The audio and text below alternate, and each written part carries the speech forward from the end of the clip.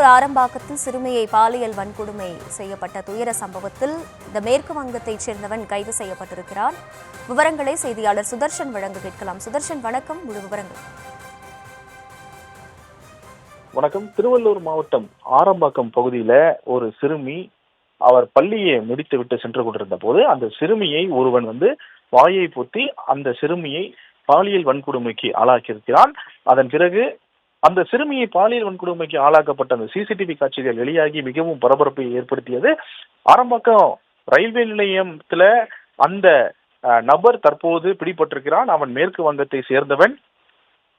இவன் எந்த உடையில அந்த அந்த சிறுமியை பாலியல் வன்கொடுமை செய்தானோ அதே உடையில தான் அவன் ரயில் நிலையத்தில் இருந்தது கண்டுபிடிக்கப்பட்டு போலீசாரால் தற்போது, அதாவது தனிப்படை காவலர்களால் தற்போது அவனை அங்க பிடித்து காவல் நிலையம் அழைத்து, நாரமக்கம் காவல் நிலையம் அழைத்து தற்போது விசாரணை மேற்கொண்டு வருகிறார்கள்.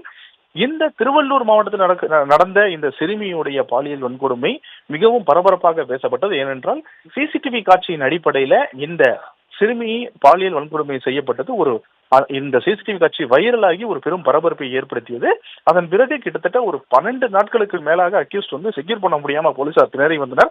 பல தனிப்படைகள் அமைக்கப்பட்டது. ஏற்கனவே 3 டிஎஸ்பிக்கள் தலைமையில தனிப்படைகள் அமைக்கப்பட்டு அந்த குற்றவாளியை பிடிக்க போலீசார் முயற்சி செய்து வந்தனர். ஆனால் பிடிக்க முடியவில்லை. தற்போதுதான் இந்த அக்யூஸ்டை போலீசார் கைது செய்திருக்கிறார்கள். அதாவது எந்த உடையில இந்த சிறுமியை பாலியல் வன்கொடுமை செய்து கடத்த முயன்றானோ அதே உடையில தான் இந்த அக்யூஸ்ட் ஆரம்பாக்கம் ரயில் நிலையத்தில் இருந்திருக்கிறான். அந்த அக்யூஸ்ட அதே உடையில இருந்தவனை தனிப்படை காவலர்கள் இப்போ அவனை பிடித்து ஆரம்பாக்கம் காவல் நிலையம் அழைத்து விசாரணை மேற்கொண்டு வருகிறார்கள். இந்த அக்யூஸ் மேற்கு வங்கத்தை சேர்ந்தவன், வெஸ்ட் பெங்காலை சேர்ந்தவன் என்று தெரிய வந்திருக்கிறது. தற்போது அவனுடைய பெயர் விலாசத்தை போலீசார் கேட்டு வருகிறார்கள். இவன் சற்று அதாவது ஏதாவது பேச்சு கொடுத்தாலும் மனநலம் பாதிக்கப்பட்டது போல அவன் பேசுகிறான் அப்படின்னு சொல்லிட்டு காவலர்கள் சொல்றாங்க.